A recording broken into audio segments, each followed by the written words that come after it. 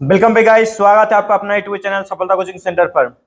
तो आज का स्पेशल वीडियो आपके सामने लेकर आ चुके हैं बिहार पुलिस का प्रैक्टिस सेट। ठीक है, इससे पहले अगर अभी तक मेरा पूरा प्रैक्टिस सेट नहीं देखे हैं तो मेरा प्ले लिस्ट पर जाइए, सफलता कोचिंग सेंटर बीजेपी का प्ले लिस्ट पर जाइए और प्ले लिस्ट पर जाइएगा। जैसा ही जाइएगा बिहार पुलिस का स्पेशल देखिएगा प्रैक्टिस सेट, वहां पर आपको मिल जाएगा जो आपको A to Z सोल्यूशन वहां आपको मिलता जाएगा। जो भी और भी पिछला वीडियो में बताया वहां आपको मिल जाएगा। तो पहला प्रश्न इसमें कैसा रहा, चलिए जानने का प्रयास करते हैं। पहले नंबर क्वेश्चन दिया हुआ है कि हजारों झीलों की भूमि कहलाने वाले यानी कहलाने वाला देश कौन सा है। हजारों झीलों की भूमि, जी हाँ, तो हजारों झीलों की भूमि कौन सा हो गया? फिनलैंड हो गया। ठीक है, तो फिनलैंड इसका याद रखिएगा। कितना का देखे थे इसमें? फिलिपींस है जो राइट आंसर नहीं रहेगा। आपका राइट आंसर कौन सा हो जाएगा? फिनलैंड होगा।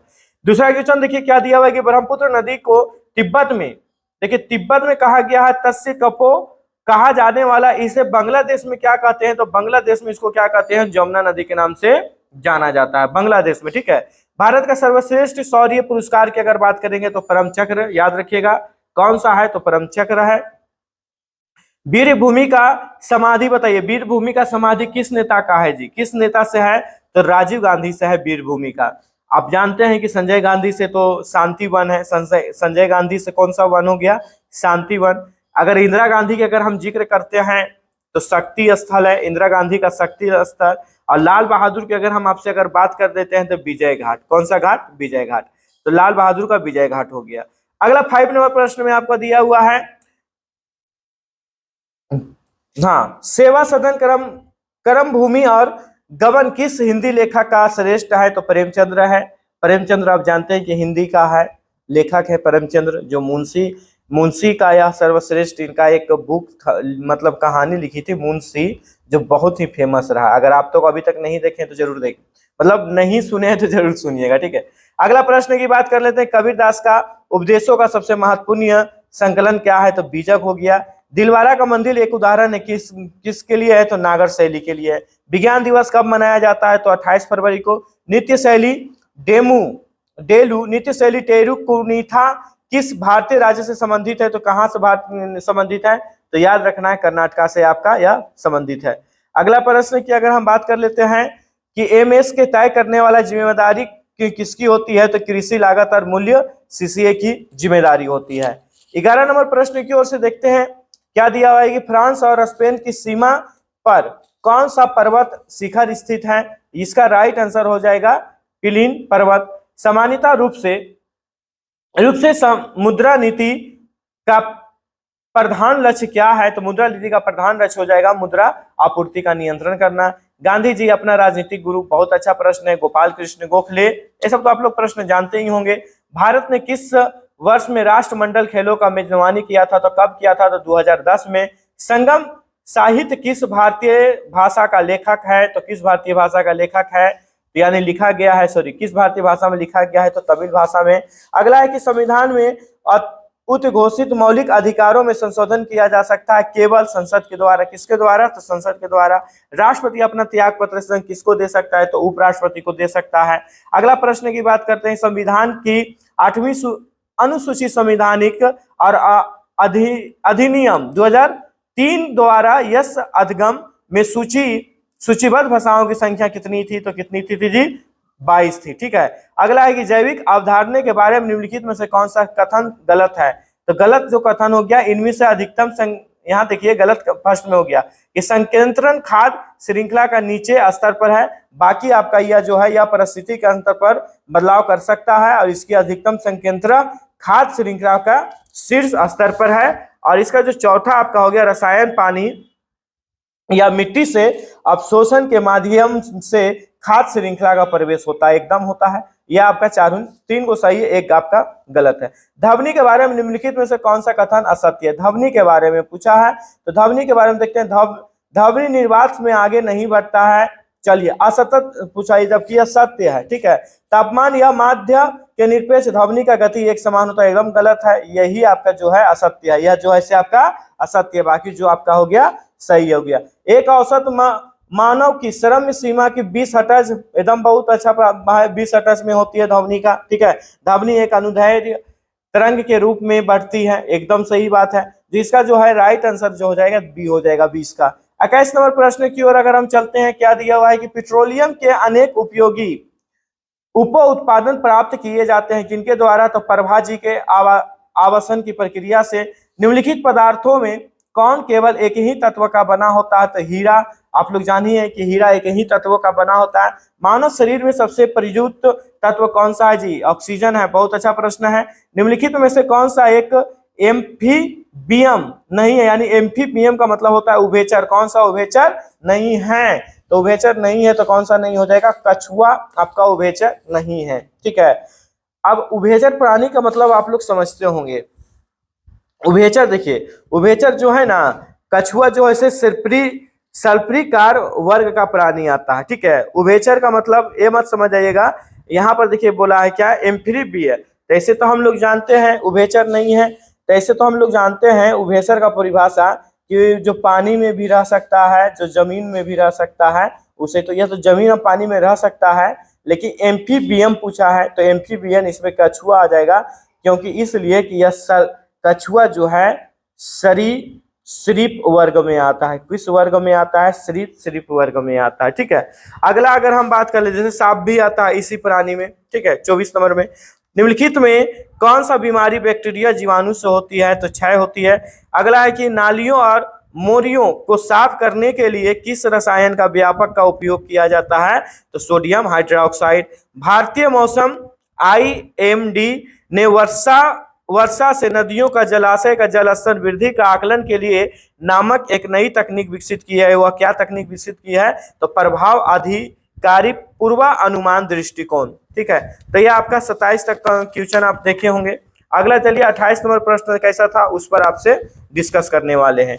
दिया हुआ है क्या कि घावों के शीर्ष भरने की सहायता करने वाला विटामिन बताइए। यानी घाव जो होता है ना, घाव, तो घाव को जल्दी कौन भरता है, विटामिन सी। आनुवंशिक पुट के संग्रह के लिए उत्तरदायित्व अणु कौन सा हो गया, DNA हो गया। अगला प्रश्न आपका देखिए 30 में मैथ दिया हुआ है कि 5 रुपया प्रीमियम 50 पैसे की प्रति 10 रुपया में बेचकर व्यक्ति की राशि कितनी पा सकते हैं। एकदम आराम से बना सकते हैं, तो देखिए यही बनाने का प्रयास करते हैं, ज्यादा दूर बनाने का प्रयास तो नहीं करते हैं। 30 नंबर देखिएगा, यहाँ 30 नंबर क्वेश्चन क्या दिया हुआ है, 1 रुपया लिख लेते हैं। 1 रुपया यानी 1 शेर का मूल्य। 1 शेर का मूल्य देखिए, तो सबसे पहले हम यहाँ पर बात कर लेते हैं। 1 शेर का मूल्य निकल जाएगा 50 है। देखिए 5 रुपया में 50 शेर है ना जी, तो 1 रुपया में कितना निकलेगा, कहिएगा 10 को। कितना निकलेगा, 10 रुपया निकलेगा ने, तो 10 रुपया निकला यह है आपका। और यहाँ पर आपका 30 नंबर प्रश्न आपका है, देखिएगा क्या बोला है 30 में, 5 रुपये में 50 पैसे तो प्रति 10 रुपया, 10 रुपया में 5 रुपया, 5 रुपया आपका यानी 15 रुपया, कुल कितना रुपया हो जाएगा, 15 रुपया। देखिए 15 कैसे निकाले, फिर एक बार ध्यान दीजिएगा कि 5 रुपया प्रीमियम पर 50 शेयरों का प्रति 10 रुपया, तो 10 रुपया ही हो गया। और 5 रुपया प्रीमियम स्तर पर बोला हो, तो 10 और 5 15, कितना हो जाएगा, 15 रुपया। लेकिन 50 बोला है क्या, 50 को शेयर कीमत पूछा है ना, एकदम इजी था जी। मल्टीप्लाई कर दीजिए, कितना हो जाएगा, 750। 750 देखिए इसका राइट आंसर हो जाएगा 750। सबसे छोटी संख्या ज्ञात कीजिए जो 4, 8, 2, 6 से विभाज्य है। एकदम इजी था। देखिए यहीं पर हम निकालने का प्रयास करते हैं। 4, 8, 2, 6 और 12, ये सब का आपका एलसीएम लेंगे। क्या ले लेंगे, एलसीएम। एलसीएम लीजिएगा 24 आएगा। क्या आएगा, 24 आएगा। 24 आपका राइट आंसर हो जाएगा। अगला आपका दिया हुआ है कि अगर A2 बराबर 9 है तो यदि उसका माध्य अनुपात B दिया हुआ है तो इतना का वैल्यू निकालना है। ठीक तो है। 32 नंबर प्रश्न की अगर हम बात कर लेते हैं, दिया हुआ है क्या कि A स्क्वायर और 9 दिया हुआ है, A square plus B square, उसके बाद फिर है A square minus B square. देखिए स्क्वायर को इधर लेकर आते हैं तो रूट में, तो 9 का वर्गमूल निकाल देते हैं 3, तो A का वैल्यू 3 रखिए। A का वैल्यू 3 और B का वैल्यू 1 हो जाएगा कि नहीं, A का वैल्यू 3 हो जाएगा और B का वैल्यू 1 हो जाएगा। तो यहाँ पर आपका दिया हुआ A स्क्वायर 3, A स्क्वायर आपका 3 दिया हुआ है। आपको बटा में निकालना होगा। सबसे पहले आपको क्या करना होगा, बटा में A बाई बी में निकालना होगा, A बाई बी में। तो 3 यहाँ पर आपका हो जाएगा, A स्क्वायर दिया हुआ है। ठीक है, ऐसे भी निकाल सकते हैं। 3 स्क्वायर करेंगे तो 9 हो जाएगा। अब आई में वो नीचे 1 का ही वैल्यू ले लेंगे तो 1 का स्क्वायर करेंगे कितना आएगा, एक ही। अब देखिए ए स्क्वायर यहीं पर फिर से चल रहे तो 9 हो जाएगा, 9 प्लस 1 हो जाएगा और एक कितना हो जाएगा 9, 1 माइनस हो जाएगा। एक माइनस में कर दीजिएगा, एक बटा में कर दीजिएगा। अनुपात का मतलब क्या हुआ, अनुपात का मतलब बटा होता है, ठीक है। तो हम इसको क्या कर लेते हैं, इसको हम बटा में कर लेते हैं, 1 प्लस 9 और 9 माइनस 1, तो यहाँ हो गया 10/8। अब इसको काटना तो आप काटने में माहिर रहिए हैं, 5 और ये कट जाएगा 4। अगर इस दोनों को अगर हम अनुपात में एक्टिवेट करेंगे तो कितना आ जाएगा, 5:4 आएगा, कहेगा 5, हाँ ठीक है। तो 5 अनुपात क्या है इसमें ऑप्शन में, तो राइट आंसर इसका हो जाएगा बी। अगला प्रश्न 33 में देखिए क्या दिया हुआ है, एक विक्रेता कुछ 10 रुपये में 11 के हिसाब से खरीदता है, नींबू खरीदता है, 5 रुपये में 4 हिसाब से बेच देता है, ठीक तो है। तो इसका परिणाम क्या है, बहुत अच्छा प्रश्न दिया हुआ है। 33 नंबर प्रश्न यहाँ ध्यान से देखिएगा, बोला क्या 33 में कि एक जो नींबू है ना, लिख देते हैं एक नींबू का क्रय मूल्य अगर हम बात कर लेते हैं तो 10/11 करेंगे, ठीक है। तो 10/11 एक नींबू का विक्रय मूल्य की अगर हम बात कर लेते हैं, फिर से एक बार प्रश्न को देखना होगा, विक्रय मूल्य 5/4 कितना हो जाएगा, 5/4। चलिए ठीक, तो लाभ निकालिए। सबसे पहले आपको क्या निकालना है, लाभ। तो 5/4 हो जाएगा और माइनस 10/11 हो जाएगा। एलसीएम ले लेंगे तो 44 आ जाएगा, यानी 55 माइनस 10, 55 माइनस 40, इन दोनों को माइनस कर देंगे तो 15 लाभ परसेंट पूछा। लाभ परसेंट का मतलब जाने रहे, लाभ कितना हो गया आपका 15/44 और मल्टीप्लाई 100 का कर देंगे। अब बटा कितना हो जाएगा 100 क्रय मूल्य, तो क्रय मूल्य यही है जी। तो अब इसको आपको काटना है 15 गुने 100 और 15 गुने 100, नीचे आपका हो जाएगा 44 गुने 10 और ऊपर चल जाएगा आपका 11। 11 चक कितना 44, अब एक 0 से एक 0 कट गया और भी तो कट रहा ना, 2 मराते कट जाएगा और ये 5 मराते कट जाएगा, 15 बचे कितना हो जाएगा 75। तो 75 रुपया के आधा रुपया तो 37.5 रुपया, तो क्या 37.5 रुपया तो आप ला सकते थे। तो 37.5 यानी कहने का मतलब है 37.5 आंसर है या नहीं है, देख लेते हैं। एकदम है 37.5 आंसर, आप देखिए राइट आंसर हो गया। अगला प्रश्न की अगर हम बात कर रहे हैं 34 में कि मानसून का कारण क्या है, तो हवाओं का मौसमी उत्क्रमण है। अगला देखिए क्या दिया हुआ है कि सिखवाद का प्रवर्तक कब हुआ था, तो 15वीं सदी में हुआ था। द लैंड ऑफ गोल्ड यानी स्वर्ण प्रदेश के नाम से प्रसिद्ध अफ्रीकी राज्य का नाम कौन सा राज्य नाम था, तो कहिएगा घाना। अंतरराष्ट्रीय वित्त निगम निम्नलिखित में से किससे संबंधित है, तो किससे संबंधित है, IBRD से संबंधित है। अहिंसा का चरम स्वरूप सर्वाधिक पालन किए जाने वाला कौन थे, तो जैन धर्म। जी हाँ, अहिंसा की अगर हम बात कर लेते हैं तो जैन धर्म ने सबसे ज्यादा, ये जैन धर्म जानवे करते हैं, इनके 24वें महावीर तीर्थकार थे जैन धर्म के बारे में। अगला अगर हम बात कर रहे हैं, देखिए 39 नंबर प्रश्न दिया हुआ है क्या कि निम्नलिखित में से वह अंतिम बौद्ध राजा कौन था जो संस्कृत का महान विद्वान और लेखक भी था, तो कौन सा था, तो हर्षवर्धन था जी। बहुत इंपॉर्टेंट प्रश्न है, इसको आपको एकदम रट जाना है, ठीक है। अगला देखिए क्या दिया हुआ है कि ब्रिटिश सरकार ने पहली बार यह घोषणा किया कि उनकी मंशा भारत में धीरे धीरे उत्तरदायित्व सरकार बनाने के लिए है। यह कब किया था मंशा, तो अगस्त 1917 में घोषणा किया था। विजयनगर किस नदी पर है, तो तुरंगभद्रा नदी पर है। यह प्रश्न तो आप लोग जान ही रहे हैं। अगला क्या दिया हुआ है कि यदि ग्रीनविच का समय 12 बजे हैं तो 50 डिग्री पूर्व देशांतर पर स्थित एक जगह पर समय क्या होगा। देखिए 50 डिग्री का पूछा, आराम से यहीं पर हम निकाल सकते हैं, ज्यादा क्या करेंगे, ज्यादा जगह लेके क्या करेंगे, ठीक है। तो 12 बजे बोला ना, देखिए एक देशांतर याद रखिएगा, एक देशांतर बराबर मालूम है, एक देशांतर बराबर 4 मिनट का समय होता है। कितना मिनट का, 4 मिनट का। पूछा कितना 50, तो 50 से 4 गुना कर दीजिए ना, तो 50 से कितना हो गया 200। अच्छा एक बात बताइए, 200 मिनट कितना अगर घंटा में एक्टिवेट करेंगे तो 3 घंटा हो गया, 3 घंटा हो गया 180, तो 3 घंटा 20 मिनट, तो 3 घंटा 20 मिनट तो आराम से राइट आंसर मार सकते हैं ना। इसका राइट आंसर 20 हो जाता, सॉरी बी हो जाता। गोमतेश्वर की मूर्ति कहाँ मिलती है, तो कहाँ मिलती है, कर्नाटका में मिलती है गोमतेश्वर।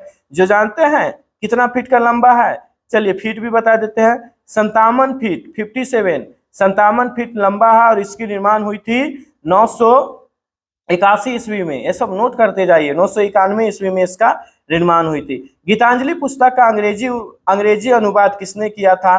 तो देखिए गीतांजलि जो था आरडीएन का मतलब आरडीएन हम इसको याद रखें, रविंद्रनाथ टैगोर। चीनी तीर्थयात्री हेनसांग ने भारत पर भ्रमण किया, किसके शासनकाल में? तो हर्षवर्धन के शासनकाल में। सौरमंडल का खोज जानवे करते हैं कोपरनिकस ने। निम्नलिखित देशों में समूह में भूमध्य रेखा गुजरती है, तो कौन सा रेखा गुजरती है भूमध्य? तो यहाँ पर आप देखिएगा कोलंबिया हो गया, कैना हो गया और इंडोनेशिया हो गया। अगला प्रश्न, किस अधिनियम द्वारा कंपनी अधिनियम का किया गया है, समाप्त किया जाता है? तो 1858 में के अधिनियम के अनुसार। बांग्लादेश में भारत का कौन सा राज्य सटा नहीं है? देखिए बांग्लादेश में कौन सा भारत का सटा नहीं है? तो मणिपुर सटा हुआ भारतीय राज्य नहीं है। अगला बात कर लेते हैं, लोक लेख समिति अपनी वार्षिक रिपोर्ट पेश करती है, किसको पेश करती है?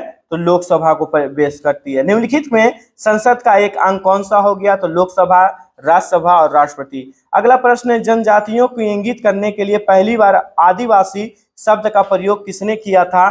तो ठक्कर और बापा द्वारा किया गया था। अगला प्रश्न आपका दिया हुआ है, निम्नलिखित में से कौन सा घटना सबसे पहली घटी थी?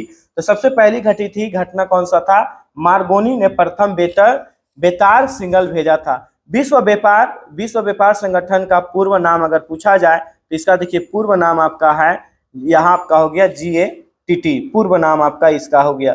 अगला है, निम्नलिखित में से कौन सा देश भारत का झींगा मछली का आयात सबसे अधिक करता है? तो चीन करता है। जाते झींगा जो भटिंगा नियन लगता है जी खाने में, आप खाइएगा तो देखिएगा।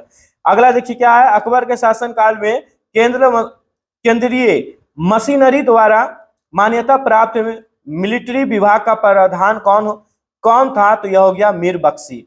अगला प्रश्न है कि राज्यसभा का सदस्यों को निर्वाचन होने के लिए आवश्यक न्यूनतम उम्र कितनी है? देखिए राज्यसभा का 30 वर्ष हो गया। वंदे मातरम गीत का रचना किसने किया था? तो बंकिम चंद्र चटर्जी ने किया था। तो कुछ सेट में, आज का सेट में तो ऐसा देख रहे हैं कि कुछ तो जान है नहीं। चलिए अगला प्रश्न है कि हम बात कर लेते हैं 59 नंबर देखिए प्रश्न की अगर हम बात कर रहे हैं तो यहाँ पर देख लीजिएगा दिया है क्या कि वर्ष 1857 में मेरठ में प्रथम सिपाही का विद्रोह कब हुआ था? छोटा सा डेट पूछा था तो 10 मई में हुआ था मंगल पांडे के द्वारा। पंडित रविशंकर का संबंध निम्नलिखित में से किस यंत्र से है? तो सितार से है। सतलज, चिनाब और रवि किसकी सहायक नदी है? तो सिंधु नदी हो गया आपका। अनुच्छेद 370 का संबंध किस राज्य से है? तो जम्मू कश्मीर से। एकदम इजी प्रश्न था यार, आज का कुछ तो है ही नहीं है। अगला है क्या, स्वेच्छ नौ परिवहन नहर भूमध्य सागर को कौन जोड़ता है? तो याद रखिएगा लाल सागर जोड़ता है। भारत के राष्ट्रपति को पद को कौन हटा सकता है? तो संसद हटा सकता है। किस शासक ने वैशाली को लिच्छवी कुमार देवी से विवाह किया था? तो याद रखिएगा चंद्रगुप्त प्रथम। अगला है चंद्रगुप्त प्रथम में 320 ईस्वी में महाराजाधिकरण की उपाधि धारण की थी, जो कहाँ की थी? वह पाटलिपुत्र यानी पटना का थी। डॉक्टर राजेंद्र प्रसाद ने 9 अगस्त 1942 ईस्वी को गिरफ्तार करके कौन सा जेल भेजा गया था? तो बांकापुर जेल। याद रखिएगा बांकीपुर इसमें लिखा हुआ है। भारत छोड़ो आंदोलन के दौरान किसने सरकारी नीति विरुद्ध में महाधिकत एडवोकेट के जनरल के पद के त्याग पत्र दिया था? तो बलदेव सहाय के द्वारा। अगला, किसका चुनाव एकल संग्रहीय मत प्रणाली से नहीं होता है? तो किसका नहीं होता है? विधान सभा के द्वारा। ठीक है, यानी याद रखिए विधानसभा सदस्य के द्वारा। 70 नंबर देखिए प्रश्न दिया हुआ है क्या, सोन नहर के पूर्वी किनार नहर जो पटना के निकट गंगा में मिलती है उसका उद्गम बताना है आपको। तो उद्गम हो जाएगा वारुण। निम्नलिखित में से कौन सी गैर आवश्यक जीवन प्रणाली है? तो जीवन प्रणाली आपका संचालन हो जाएगा। प्रकाश का तरंग सिद्धांत पर स्थापित किया गया था, तो किसके द्वारा किया गया था? हुगेन्स के द्वारा। प्रकाश की गति न्यूनतम होती है जब यह गुजरती है कांच से होता है तब। ठीक है, कांच से अगर गुजरेगा तो इसका न्यूनतम। जब 0 डिग्री सेल्सियस से 10 डिग्री सेल्सियस जल को गर्म किया जाता है तब जल का आयतन क्या होता है? पहले कमता है बाद में बढ़ जाता है। अगला देखिएगा कि तत्विक चालक का निर्मित होते हैं, किसमें होते हैं? तो तांबा में। कौन सा मतलब सही है? सही पूछा है तो सही कौन सा हो जाएगा? एक आपका देखिए विटामिन सी। तो जो विटामिन सी है किसके कमी कारण होती है? स्केर्वी, इसका मिला दीजिए। अगला है विटामिन डी। तो विटामिन डी किसके कारण होता है? तो रिकेटस। विटामिन बी, तो विटामिन बी कौन सा हो जाएगा, बेरी बेरी। अब ए तो रतौंधी में करते हैं, तो इसका राइट आंसर सी हो जाएगा। देखिए तो ए का 4, डी का 4 हो जाएगा, सी का ए है कि नहीं, सी का ए। देखिए राइट आंसर हो गया आपका। अगला प्रश्न, निम्नलिखित में से कौन सा लवण ग्रीन फ्लेम प्रशिक्षण देता है, तो BaCl2। माइक्रोप्लाज्मा विषाणु भिन्न है क्योंकि यह एक संवेदनशील है, तो संवेदनशील है, किसकी संवेदनशील है, टेट्रासाइक्लिन पर, ठीक है। सापेक्ष परागण उत्पन्न होते हैं, तो उत्पन्न किसमें होते हैं, तो पाइनिस में होते हैं। अगला है कि आलू का अग्र शीर्ष इसके द्वारा उत्पन्न किया जाता है, यानी किसके द्वारा किया जाता है, तो अल्टरनेरिया के द्वारा किया जाता है। 81 नंबर प्रश्न आपका दिया हुआ है कि एक समांतरण श्रेणी में 9वें पद 26वें पद है, तो 6वें पद का वैल्यू कह रहा है निकालने के लिए। देखिए 46 81 का यही बनाते हैं, बनाने का प्रयास यही कर रहे हैं। 81 नंबर प्रश्न बोला है क्या, फिर से एक बार प्रश्न की ओर थोड़ा देखना होगा, इसलिए हाँ प्रश्न है एक समांतरण 9वां पद और 9वां पद और 26वां पद। देखिए 9वां पद दिया हुआ है, तो देखिए 9वां पद दिया हुआ है, तो 9वां पद, तो 9वां पद का वैल्यू, तो 9वां पद का वैल्यू, और एक दिया हुआ है 26वां पद, तो 26 पद 9वां पद, 9वां पद 26वां पद, तो ठीक, बहुत अच्छा प्रश्न है जी। ध्यान से देखिएगा 9वां पद, तो 9वां पद का आपका ले लेते हैं T5 A प्लस n का वैल्यू 5 हो जाएगा, आधा की बात कर लेते हैं। 9वां पद दे दिया है, 5 में से एक जाएगा 4D और यहाँ पर A, यानी पहला निकल गया A प्लस 4D बराबर 9, इसको समीकरण है।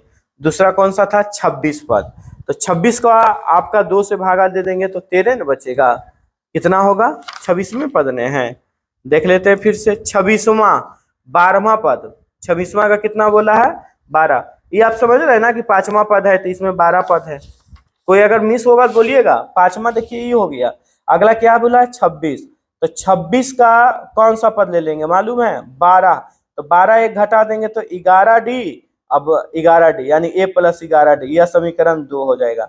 इसको देखिए लिखेंगे कैसे, देखिए अब देखिए दोनों समीकरण निकल गया, A प्लस 4D बराबर 9 और A प्लस 9D बराबर 26 माइनस 26।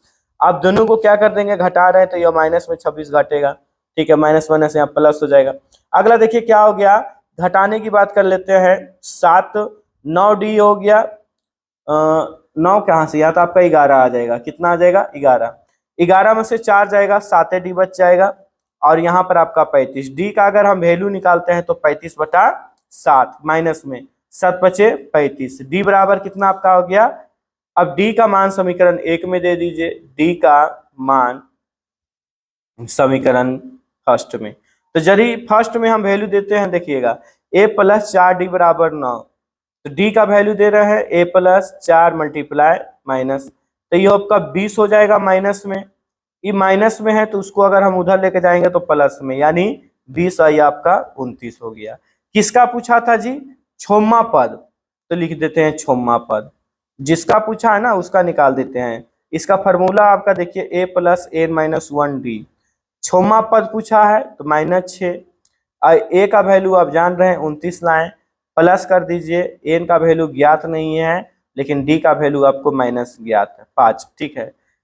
करने के बाद यह प्रक्रिया आपको करने के बाद आपका देखिए राइट आंसर आ जाएगा n बराबर, मालूम है n बराबर 40/5 आएगा, n बराबर कितना 40/5, भागा दे देंगे, 5 से ही गुना कीजिए, 5 से ये गुना कीजिए, ठीक है, 5 इसमें आपका एक जुटेगा, एक 5 इसमें आपका घटेगा, अब जितना आएगा ये भी माइनस है उसको उधर ले जाएंगे तो प्लस कर दीजिएगा, 40/5 भागा दिए 8, इसका राइट आंसर कौन सा हो जाएगा, 8 हो जाएगा। तो इसका राइट आंसर 8 आप यहाँ निकाल सकते हैं।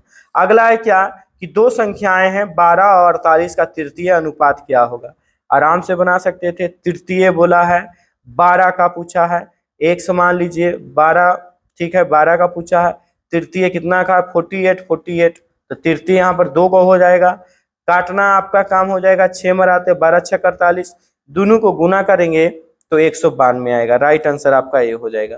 कुछ था नहीं, बना सकते थे। अगला है 21 + 24 + 27 ... 51 का कह रहा है पद निकालने के लिए। एकदम निकल सकता था। ठीक है, तो 51 का पद निकालना है, तो यह क्या आपसे निकलेगा या नहीं निकलेगा, कमेंट में एक बार जरूर बता दीजिएगा। ठीक है, तो आप यहाँ पर आप निकाल सकते हैं, कुछ ज्यादा बड़ा प्रश्न है नहीं। अगला देखिएगा 84 का, m वैल्यू 25 दिया हुआ है, विभाज्य m का वैल्यू दिया हुआ m+5 और m+1, तो 25 का भाज्य कर रहा है। आराम से तो निकाल सकते हैं ना, m आपका दिया हुआ है +5 है और m+1 है, यही ना जी। तो m से गुना करेंगे तो जानते ही हैं m², 5 और 1 यहाँ प्लस कर दीजिए और m अब 5 हो जाएगा, m और 5 हो जाएगा, m² + 5m, 5m, और आपको कितना बचेगा 5m, 5m, 5 और 1 6m हो जाएगा, कितना हो जाएगा 6m, और 6m यहाँ पर आपका 5, यही तो आपका राइट आंसर हो जाएगा। m² 6m 5, तो क्या बोला है कि शेष इसमें 5m रह गया, तो शेष 5 से आपका राइट आंसर हो जाएगा। अगला आपका देखिए क्या दिया हुआ, ई दोनों को जोड़ दीजिए, स्क्वायर कर दीजिए, ई दोनों को घटा दीजिए, स्क्वायर कर दीजिए, एकदम राइट आंसर आपका आ जाएगा। कुछ तो था नहीं। निम्नलिखित में से कौन सी एक विषम संख्या है, विषम बोला है तथा अभाज्य संख्या भी है, बोला है विषम भी होना चाहिए और अभाज्य भी होना चाहिए, तो इसका राइट आंसर ए हो जाएगा। ठीक है 61, बाकी आपका अभाज्य संख्या नहीं है, भाज्य संख्या है। हाल ही में मोतिहारी का किस किसान के अभियान किसान पुरस्कार से सम्मानित किया गया है, तो विकास मिश्रा से। ठीक है, अगला विकास मिश्रा को किया गया था। एनीमिया मुक्त भारत सूचकांक 2020-2021 के बिहार का रैंकिंग क्या है, तो आपको यह याद करना होगा 22वां है। सेलेक्ट इनकरेक्ट, देखिए इनकरेक्ट स्पेड वर्ड, ठीक है, इनकरेक्ट पूछा है तो इनकरेक्ट क्या हो गया, डिक्शनरी, कौन सा हो जाएगा, डिक्शनरी। तो अब यहाँ पर हम बात कर लेते हैं कि ठीक है यह तो इनकरेक्ट बता दिया गया है कि डिक्शनरी, तो डिक्शनरी लिखा कैसे जाएगा उनको बारे में देखिए DICTIONA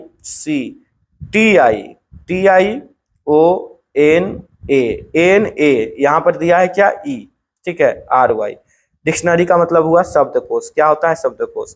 ठीक है, तो यहाँ पर आपका 90 में क्या दिया हुआ है, एनालॉजी दिया हुआ है। ठीक है, एनालॉजी गिव द एंटोसाइन है, sorry antonym of give the word, तो एंटोसाइन आपका है गिवन द वर्ड, आपका गिवन वर्ड, तो गिवन वर्ड की हम बात कर लेते हैं।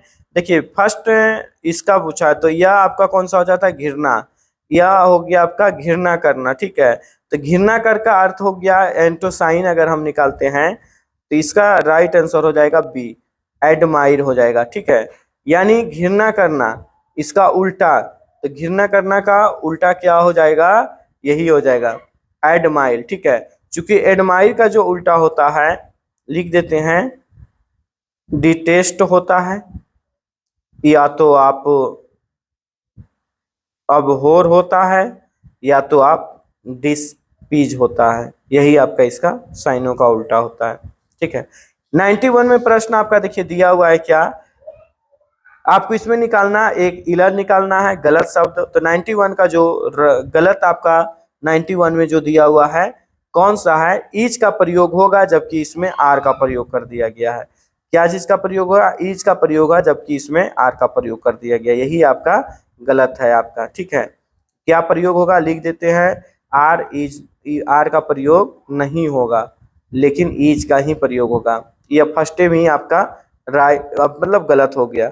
अगला है 92 का कि बिलो ए फ्यू आपका दिया हुआ है, मीनिंग गिवन द आइडियल्स दिया हुआ है।